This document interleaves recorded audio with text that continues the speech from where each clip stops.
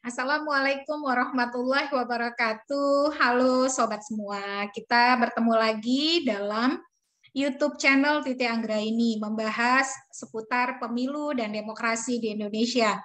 Nah, kali ini saya akan mencoba mengulas tentang tema yang banyak disoroti di dalam perkembangan persiapan penyelenggaraan pemilu menuju 2024, pemilu serentak 2024. Terutama berkaitan dengan masa kampanye. Jadi ada perdebatan baru-baru ini terkait dengan masa kampanye. Sudah selesai soal hari pemungutan suara tanggal 24 Januari 2022. Akhirnya ada keputusan politik antara pemerintah dan DPR ya khususnya untuk menerima tawaran dari Komisi Pemilihan Umum terkait dengan hari pemungutan suara pada hari Rabu 14 Februari 2024. Kita kira udah selesai nih rame-ramenya ya. Ternyata ada yang masih belum sepakat atau kemudian masih belum ada konsensus lah soal lamanya masa kampanye. Ada aspirasi yang masih berbeda antara pemerintah dan juga partai-partai politik, beberapa partai-partai politik di DPR. Dalam rancangan jadwal yang dibuat oleh Komisi Pemilihan Umum ditawarkan 120 hari untuk masa kampanye atau selama 4 bulan. Tapi ada aspirasi, saya menyebutnya aspirasi ya, karena kan para pihak boleh menyampaikan pemikirannya, meskipun pada akhirnya Komisi Pemilihan Umum memiliki kemandirian untuk memutuskan tahapan program dan jadwal berdasarkan pertimbangan yang terbaik untuk kualitas dan kredibilitas penyelenggaraan tahapan pemilu di Indonesia. Pemerintah mengusulkan 3 bulan atau 90 hari dan beberapa anggota Komisi 2 DPR RI mengusulkan 75 hari atau 2,5 bulan. Nah, kita akan ulas nih, ada nggak sih solusi gitu ya untuk tarik ulur masa kampanye pemilu 2024? Karena kan kita berharap tahapan program jadwal itu bisa ditetapkan segera sehingga persiapan dimulai dengan baik dan kepastian bagi para pihak untuk mengambil langkah-langkah yang lebih terukur dan strategis itu bisa direalisasikan baik calon peserta pemilu, partai politik ataupun mereka-mereka yang ingin maju di pemilu 2024 sebagai kandidat. Nah, ini saya ada sedikit bahan paparan gitu ya biar gampang. Ini kayak webinar aja nih. Nah, ini sobat semua, kalau kamu suka dengan channel YouTube Titi Anggraini, jangan lupa untuk subscribe ya. Kalau subscribe nanti ada notifikasinya kalau ada video baru. Ini channel edukasi, jadi tidak bicara soal elektabilitas atau peluang kemenangan karena ilmunya tidak ada di sana. Saya membahas berkaitan dengan tata kelola pemilu saja. Nah, sobat semua, dalam rapat dengar pendapat antara KPU dengan DPR dan pemerintah pada 24 Januari 2022, KPU memaparkan soal rancangan tahapan program dan jadwal pemilu 2024 untuk pileg pilpres ya, ini belum pilkada. Jadi hari H pemungutan suaranya diusulkan pada hari Rabu 14 Februari 2024. Ini pemilu dengan penuh cinta dan kasih sayang untuk demokrasi Indonesia. Nah, KPU menawarkan sejumlah tahapan gitu ya. Pertama itu ini ilustrasi ringkas saja. Penetapan partai politik sebagai peserta pemilu 2024 itu diusulkan atau ditawarkan KPU dilakukan pada 14 Desember 2022. Berarti ini prosesnya sudah mulai ya untuk pendaftaran verifikasi partai politik untuk menjadi peserta pemilu sejak sebelumnya yaitu 1 sampai 7 Agustus nih. Di sini 2022. Penetapan partai politik sebagai peserta pemilu pada 14 Desember 2022. Sedangkan untuk penetapan daftar calon tetap anggota DPR, DPD, DPRD itu akan dilakukan pada 11 Oktober 2023. berbarengan dengan penetapan pasangan calon presiden dan wakil presiden. Jadi daftar calon tetap untuk Pileg ataupun Pilpres itu akan dilakukan pada waktu yang sama, yaitu 11 Oktober 2023. Artinya kalau kita tarik garis, antara penetapan partai politik menjadi peserta pemilu 2024 sampai dengan penetapan daftar calon tetap Pilpres dan pemilu legislatif, baik DPR ataupun DPD, DPRD, itu ada jeda sekitar 10 bulan. Ini teman-teman bisa lihat di sini ya, sobat semua. Yang satu pada Desember 2022, DCT-nya pada 11 Oktober 2023. Ini sehari sebelum ulang tahun saya nih. Oke, nah ini rancangan tahapan program dan jadwal yang diusulkan oleh KPU. Pemerintah sendiri merespon ini ya. Kalau KPU itu kan menetapkan masa kampanye selama 120 hari ya. Ini di sini, jadi di 11 Oktober, maka pada 14 Oktober 2023, 3 hari setelahnya, dimulai masa kampanye pemilu 2024 sampai dengan 10 Februari 2024. Jadi 120 hari gitu ya kurang lebih. Nah, ini tawaran dari KPU. Pemerintah tawarannya 3 bulan saja. Kalau KPU 4 bulan, 120 hari, pemerintah 90 hari.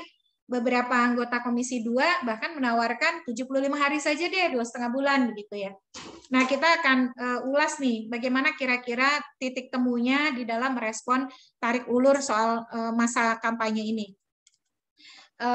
Yang berikut saya ingin share ya sedikit tentang bagaimana sih kampanye pemilu yang demokratis itu mestinya diatur. Jadi ada standar internasional untuk pemilihan umum, pedoman peninjauan kembali kerangka hukum pemilu yang dirilis oleh International IDEA, Institute for Democracy and Electoral Assistance. Kalau menurut International IDEA, kerangka hukum pemilu yang demokratis itu yang mengatur kampanye setidaknya harus memuat satu, jaminan setiap partai politik dan kandidat bisa menikmati hak atas kebebasan mengeluarkan pendapat dan kebebasan berkumpul. Lalu memiliki akses terhadap para pemilih dan semua pihak yang terkait atau stakeholders dalam proses pemilihan, serta punya peluang keberhasilan yang sama. Jadi selain jaminan ya bisa menikmati hak atas kebebasan mengeluarkan pendapat dan kebebasan berkumpul, aksesnya terhadap para pemilih dan semua pihak terkait juga harus sama, serta peluang keberhasilannya juga sama gitu ya. Nah, terkait dengan durasi atau lamanya waktu, kalau saya buka-buka websitenya ACE Project, teman-teman bisa lihat nih di aceproject.org, ternyata banyak negara memiliki periode kampanye dengan durasi yang juga diatur dengan jelas. Jadi durasinya itu diatur, dibatasi kerangka waktunya ya. Tapi bervariasi, beragam, tergantung kapan pemilihan diadakan. Tapi mayoritas memang rujukannya itu adalah pada proses pencalonan. Jadi kalau sudah ada calon, maka biasanya kampanye itu akan segera dimulai gitu ya. Contoh nih kalau di Australia itu seketika sudah ada calon ya langsung dimulai kampanye karena mereka kan sistemnya parlementer ya. Negara-negara parlementer itu biasanya kapan parlemen dibubarkan kampanye dimulai gitu. Serta faktor lainnya. Kalau di Amerika Serikat itu tidak memiliki periode kampanye yang ditentukan waktunya secara khusus. Nah, kalau negara-negara yang punya periode kampanye secara khusus ini bisa dilihat di layar ya. Contoh di Kanada itu durasi minimum untuk kampanye adalah 36 hari. Dan yang terlama adalah 74 hari, itu tahun 1926. Lalu di Australia, kampanye harus minimal 33 hari, paling lama adalah 11 minggu, itu tahun 1910. Kalau 11 minggu itu berarti dibagi saja yang 4 minggu ya, berarti 3 bulan kurang begitu waktunya. Di Prancis, kampanye pemilihan resmi biasanya berlangsung tidak lebih dari 2 minggu. Di Jepang, kampanye diperbolehkan selama 12 hari. Di Singapura durasi minimum kampanye adalah 9 hari. Nah, yang pendek-pendek ini kebanyakan adalah di negara dengan sistem parlementer. Sementara Amerika Serikat sistemnya presidensialisme seperti Indonesia tidak menganut pembatasan masa kampanye atau periode kampanye tertentu. Di Israel, Undang-Undang Pemilu yang berkaitan dengan liputan media mencakup kerangka waktu 150 hari sebelum pemilu dan selama 30 hari segera sebelum pemilu, kampanye tidak diizinkan di bioskop atau televisi. Nah, selain itu di Filipina juga sama seperti kita ya, presidensialisme. Periode kampanye di Filipina itu kalau untuk Pilpres dan Wakil Presiden itu 90 hari, berarti 3 bulan ya. Pemilihan anggota batasan pambansah, ini interim National Assembly, parlemen nasional mereka, dan pemilu lokal itu 45 hari. Kemudian pemilihan barangay atau kepala desa lah kalau di kita, itu 15 hari. Nah ini macam-macam ya, jadi sebenarnya tidak ada standar yang sama soal mengatur kapan durasi kampanye itu harus berlangsung. Nah bagaimana di Indonesia? Pertama kita lihat dulu kerangka hukum dalam Undang-Undang Pemilu kita. Undang-Undang Pemilu kita itu mengatur secara spesifik metode kampanye apa saja yang bisa dilakukan oleh peserta pemilu. Itu diatur di pasal 275 ayat 1 Undang-Undang Nomor 7 tahun 2017 tentang pemilihan umum. Karena 2024 kita tidak akan mengganti atau mengubah Undang-Undang Pemilu kita, artinya Undang-Undang Nomor 7 tahun 2017 tetap akan digunakan untuk pemilu 2024. Metode kampanye yang bisa dilakukan oleh peserta pemilu, baik pileg ataupun pilpres, meliputi ada pertemuan terbatas, pertemuan tatap muka, berarti ini tatap muka ini one on one ya. Kemudian penyebaran bahan kampanye, pemilu kepada umum, pemasangan alat peraga di tempat umum, media sosial, iklan media massa cetak, media massa elektronik, dan internet. Lalu juga ada kampanye rapat umum. Kemudian ada debat pasangan calon tentang materi kampanye pasangan calon, serta yang terakhir kegiatan lain yang tidak melanggar larangan kampanye pemilu dan ketentuan peraturan perundang-undangan. Tadi kita lihat ya kalau di Israel itu sebelumnya ada pembatasan untuk kampanye di TV dan di bioskop itu 30 hari sebelum hari pemilu itu sudah tidak diizinkan di bioskop atau di televisi. Nah, kalau di kita juga kampanye yang huruf D dan huruf F, pemasangan alat peraga dan iklan di media massa cetak, media massa elektronik, dan internet, itu difasilitasi KPU dan dapat didanai oleh APBN. Jadi ada dua ya yang dibiayai oleh APBN. Nah, bagaimana kemudian pengaturan Undang-Undang Nomor 7 tahun 2017 tentang kampanye dan masa kampanye?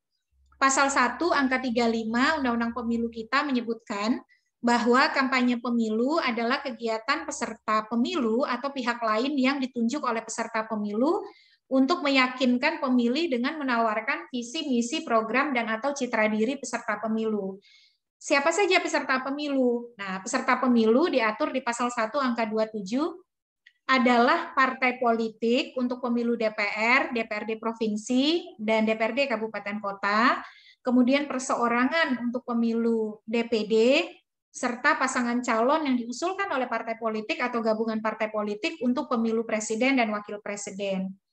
Nah, di pasal 267 ayat 1, kampanye pemilu merupakan bagian dari pendidikan politik masyarakat dan dilaksanakan secara bertanggung jawab. Kampanye harus dilaksanakan secara serentak waktunya antara kampanye Pilpres dengan kampanye pemilu anggota DPR, DPD, dan DPRD. Durasinya, Undang-Undang Pemilu kita mengatur secara spesifik di pasal 276 ayat 1 bahwa kampanye pemilu dilaksanakan sejak 3 hari setelah ditetapkan daftar calon tetap anggota DPR, DPD, DPRD provinsi, dan DPRD kabupaten kota untuk pemilu anggota DPR, DPD, dan DPRD, serta pasangan calon untuk pemilu presiden, wakil presiden, sampai dengan dimulainya masa tenang. Jadi 3 hari setelah penetapan DCT Pileg Pilpres sampai dengan dimulainya masa tenang. Masa tenang itu sendiri berlangsung 3 hari sebelum hari pemungutan suara. Nah, Khusus untuk kampanye melalui iklan media massa cetak, media massa elektronik, dan internet, serta rapat umum itu hanya boleh dilaksanakan 21 hari yang berakhir dengan dimulainya masa tenang. Jadi tarik saja tuh, pemilu hari Rabu 14 Februari 2024, 3 hari sebelum pemilu itu masa tenang, berarti tanggal 13, 12, 11 itu masa tenang Februari 2024, maka tanggal 10 Februari itu adalah akhir, ditarik ke belakang sampai dengan 21 hari sebelum 10 Februari, itu boleh kampanye di media massa cetak, elektronik, internet, dan rapat umum, dibatasi hanya itu saja gitu ya. Nah itu mirip-mirip lah dengan di Israel. Bahkan kalau Israel itu tadi kita lihat 30 hari sebelum pemilu sudah tidak boleh kampanye di bioskop dan televisi. Nah, kemudian kampanye juga ternyata berkaitan dengan dana kampanye, sebab di pasal 328, 329, 332 itu peserta pemilu diwajibkan untuk melakukan pembukuan, penerimaan, dan pengeluaran dana kampanye. Hanya saja ada bedanya nih, kalau untuk di Pileg DPD dan Pilpres itu pembukuannya 3 hari setelah ditetapkan sebagai DCT ya, daftar calon tetap gitu. Tetapi kalau di Pileg DPR dan DPRD, pembukuannya 3 hari bukan setelah DCT, tapi setelah partai politik ditetapkan sebagai peserta pemilu. Nah, partai politik peserta pemilu kan dalam rancangan jadwal KPU ditetapkan 14 Desember 2022. Berarti 3 hari setelah 14 Desember itu sudah harus dilakukan pembukuan dana kampanye. Kalau Pileg DPD dan Pilpres itu kan penetapan DCT tanggal 11 Oktober. Berarti mulai pembukuannya 3 hari setelah 11 Oktober, yaitu 14 Oktober, bersamaan dengan dimulainya kampanye. Jadi selama masa kampanye untuk Pileg DPD dan Pilpres, saat itu pula pencatatan dana kampanye dilakukan.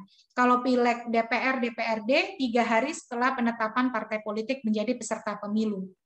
Nah, memang kalau kita lihat kembali ya makna kampanye, masa kampanye itu digunakan oleh peserta pemilu, partai politik ataupun caleg untuk memperkenalkan identitas khusus atau spesifik dari partai politik sebagai pemilu serta caleg sebagai peserta pemilu serta caleg-caleg yang mereka usung dan pasangan calon yang maju di pemilu, khususnya berkaitan dengan nomor urut dan letak peserta pemilu atau caleg di surat suara. Karena kan yang kalau sekedar logo partai sudah sejak lama kita sudah tahu ya, tetapi kan identitas dia sebagai peserta pemilu itu spesifik. Dia dapat nomor urut berapa, calegnya dia nomor urut berapa, di surat suara letaknya partai dan caleg ada di mana. Itulah yang krusial di kampanye kan, di masa kampanye. Makanya masa kampanye itu kalau menurut Adi Aman, Senior Manager International IDEA, sebenarnya berkaitan dengan kapan pencalonan itu selesai dilakukan. Karena kan ketika pencalonan selesai dilakukan, identitas spesifik atau khusus sebagai peserta pemilu kan dimiliki oleh terutama individu-individu yang maju di pemilu. Yang berikutnya juga, pengaturan masa kampanye ternyata karena menyangkut ya kepastian identitas khusus spesifik sebagai peserta atau caleg, itu berkorelasi juga dengan akuntabilitas dana kampanye, terutama penerimaan dan pengeluaran peserta pemilu yang mereka gunakan untuk kepentingan pemenangan di pemilu. Termasuk juga akhirnya mau tidak mau kampanye juga ikut mempengaruhi karena tadi ya dia dimulai dari kapan dia mendapatkan kepastian soal sebagai calon, di saat yang sama juga dimulai persiapan untuk pengadaan dan distribusi logistik gitu. Nah, itulah yang ternyata kalau kita lihat nih masa kampanye pemilu 2024 akhirnya tuh kita bisa mengetahui ada jeda waktu antara penetapan partai politik sebagai peserta pemilu dengan dimulainya masa kampanye. Partai politik ditetapkan sebagai peserta pemilu 14 Desember 2022, tapi usulan KPU masa kampanyenya 11 Oktober 2023, berarti ada 10 bulan ya jedanya. Oleh karena itu seringkali muncul perdebatan terkait dengan pencitraan atau penjangkauan pemilih oleh partai politik dan para caleg ya, atau orang yang akan jadi caleg di antara jeda antara waktu penetapan partai sebagai peserta pemilu sampai dengan dimulainya masa kampanye. Seringkali karena ada jeda, kalau tadi kan 10 bulan ya, jeda antara partai ditetapkan sebagai peserta pemilu dengan masa kampanye, ada tuduhan-tuduhan aktivitas kampanye di luar jadwal atau curi start gitu ya, yang kemudian dalihnya calon enggak kok, kami enggak kampanye, cuman sosialisasi aja gitu. Yang akhirnya apa? Dana-dana yang beredar itu tidak dianggap sebagai dana kampanye gitu ya. Ini karena jedanya tuh dianggap itu bukan masa kampanye, jadi kami kan nggak laporan dana kampanye gitu ya, karena itu cuma sosialisasi, bukan aktivitas kampanye. Nah, ini juga menjadi problem yang sering dihadapi di pemilu kita. Lalu pengaturan masa kampanye dalam Undang-Undang Nomor 7 Tahun 2017, kalau kita tilik lagi ya, telusuri ke belakang, itu sebenarnya jauh lebih pendek daripada masa kampanye yang diatur untuk pemilu 2014 ataupun pemilu 2009.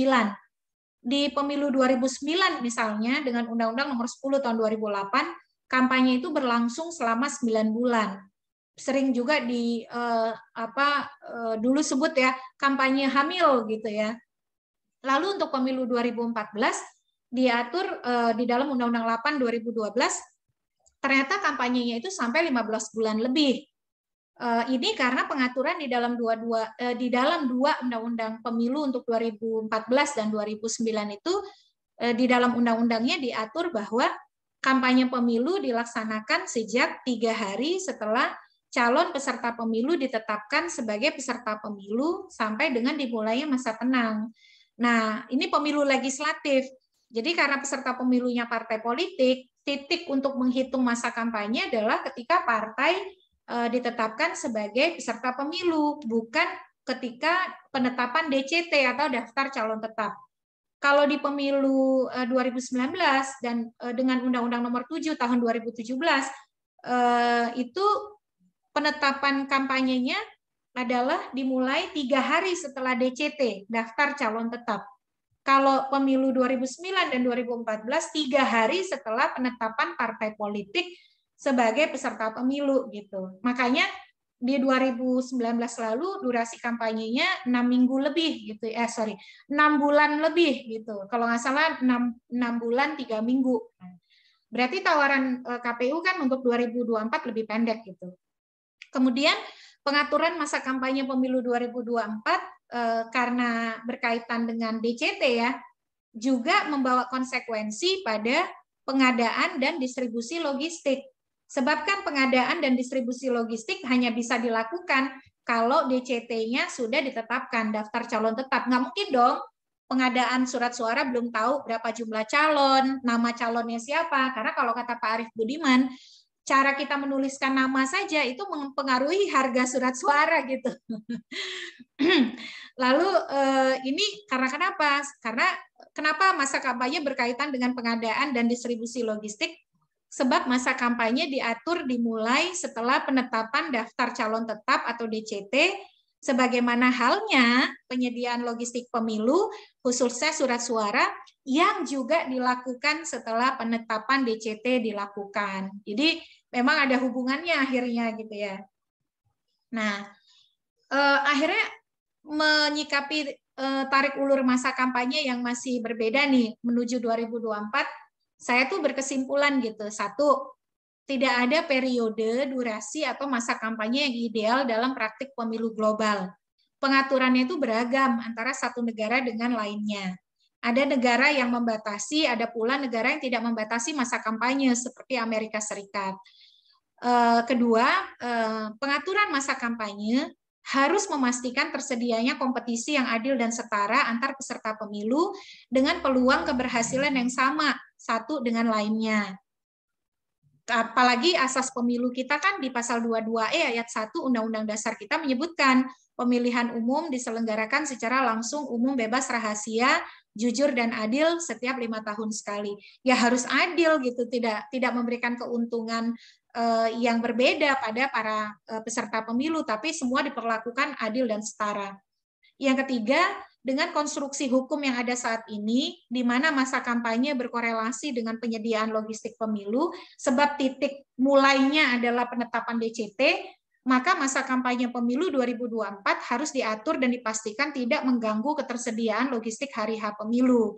Untuk itu, kalau menurut saya nih, pertimbangan kalkulasi teknis KPU sebagai pihak yang paling memahami beban kerja penyelenggaraan pemilu mestinya diperhatikan dan dihormati oleh semua pihak. Bukan berarti KPU yang yang paling benar, tidak pernah salah ya. Tapi dalam hal ini ya memang kita harus percaya bahwa KPU lah yang paling paham soal seluk-beluk teknis pemilu di Indonesia gitu ketimbang pihak lain, karena dengan pengalaman, kompetensi dan juga pekerjaan yang mereka lakukan, ya memang membuat mereka lebih memahami teknis secara integral ketimbang kita-kita. Yang berikut juga, rancangan masa kampanye yang ditawarkan KPU selama 120 hari menurut saya jauh lebih pendek daripada masa kampanye Pileg 2009 yang 9 bulan, Pileg 2014 yang 15 bulan, dan pemilu serentak 2019 yang 6 bulan 3 minggu. Jadi sebenarnya juga sudah ada upaya mengakomodir untuk membuat masa kampanye itu tidak terlalu panjang gitu ya. Nah, hal yang perlu juga ternyata kita soroti, hal penting yang juga harus diatur dengan baik oleh KPU ternyata adalah transparansi dan akuntabilitas dana kampanye yang dikeluarkan peserta pemilu, baik dalam kapasitas partai politik, caleg maupun pasangan calon. Jadi bukan hanya soal lama masa durasi kampanyenya, tapi juga akuntabilitas, transparansi, dan akuntabilitas dana kampanye juga harus diperhatikan serius gitu. Jangan sampai terbiarkan dana-dana gelap dan ilegal beredar selama pemilu. Kemudian ancaman polarisasi disintegratif yang banyak dikeluhkan kalau masa kampanye terlalu lama sebagai ekses masa kampanye yang panjang, ini klaim-klaim para beberapa pihak ya. Sejatinya dalam pandangan saya menuntut tanggung jawab dari partai politik dan para elit untuk mencegahnya. Sebab kampanye itu kan bagian dari pendidikan politik masyarakat yang dilakukan secara bertanggung jawab. Nah, kalau kampanye yang dijalankan oleh peserta pemilu dan para caleg itu dilakukan sebagai pendidikan politik yang bertanggung jawab, mestinya kan ekses polarisasi disintegratif itu bisa kita cegah dengan maksimal ya, karena semua pihak itu komitmen mereka mendidik para pemilih secara bertanggung jawab, bukan menyebarkan kebencian, politisasi hegemoni identitas, politisasi agama, dan seterusnya. Nah, sebenarnya bisa saja kalau mau masa kampanyenya 90 hari, tetapi pembentuk undang-undang harus melakukan revisi terbatas terhadap Undang-Undang Nomor 7 Tahun 2017 tentang Pemilihan Umum atau menerbitkan Perpu Pemilu oleh Presiden. Nah, revisi atau perubahan dalam revisi terbatas Undang-Undang Pemilu dan Perpu ini khususnya dilakukan terhadap pasal 276 ayat 1 Undang-Undang Nomor 7 Tahun 2017. Jadi supaya tidak mengganggu distribusi logistik, karena kan KPU tidak bisa tergesa-gesa ya dalam mendistribusikan logistik, maka diatur saja dalam Undang-Undang Pemilunya bahwa kampanye pemilu dilaksanakan selama 90 hari sebelum dimulainya masa tenang gitu ya. Langsung spesifik menyebut 90 hari. Jadi KPU itu setelah DCT ditetapkan langsung bisa mengatur distribusi logistik, pengadaan dan distribusi, sedangkan masa kampanyenya dibatasi secara eksplisit berapa harinya. Nah, karena masa kampanyenya lebih dipendekkan durasinya, maka menuju masa kampanye pemilu supaya tidak ada kampanye di luar jadwal, KPU dan pemerintah perlu memfasilitasi sosialisasi pemilu secara berimbang agar tidak kampanye curi start atau kampanye di luar jadwal. Tetapi nih harus diingat ya, secara alamiah makin pendek durasi masa kampanye, maka kecenderungan peserta pemilu dan caleg melakukan curi start kampanye atau kampanye di luar jadwal juga semakin besar. Apakah kita siap dengan risiko seperti ini? Apakah pengawas pemilu kita tidak akan terbebani? Karena salah satu pertimbangan mengapa kita memperpanjang masa kampanye dimulai setelah penetapan DCT ya supaya tidak ada curi start kampanye dan supaya tidak ada dana-dana kampanye yang tidak bisa dijangkau akuntabilitasnya. Nah, kalau kita pendekkan kecenderungan kampanye di luar jadwal, apakah di televisi dan lain-lain, itu pasti akan semarak terjadi gitu. Akan lagi ada perdebatan soal ketidakadilan, tidak akuntabel dan seterusnya. Ini juga harus diingat nih oleh para elit kita begitu. Jadi pertimbangannya itu harus tidak boleh parsial, harus holistik, komprehensif dan integral. Yang juga harus dipastikan sobat semua, pemilu 2024 bukan hanya pemilu presiden, juga ada pemilu legislatif dengan jumlah caleg yang sangat banyak. Masa kampanye harus bisa memberikan waktu yang cukup bagi pemilih dalam mengenali peserta pemilu dengan baik. Menurut pandangan saya, tingginya surat suara tidak sah pemilu legislatif 2019, yaitu untuk pemilu DPR misalnya 17.500.000 lebih atau setara 11,12% dari total pengguna hak pilih, juga jadi peringatan pada partai politik. Selain waktu yang cukup untuk membangun interaksi dengan pemilih di masa kampanye, kampanye juga harus membangun pemahaman pemilih yang baik soal tata cara memilih yang benar dan bagaimana memastikan bahwa suara yang pemilih berikan bisa dihitung sebagai suara sah sesuai apa yang dikehendakinya.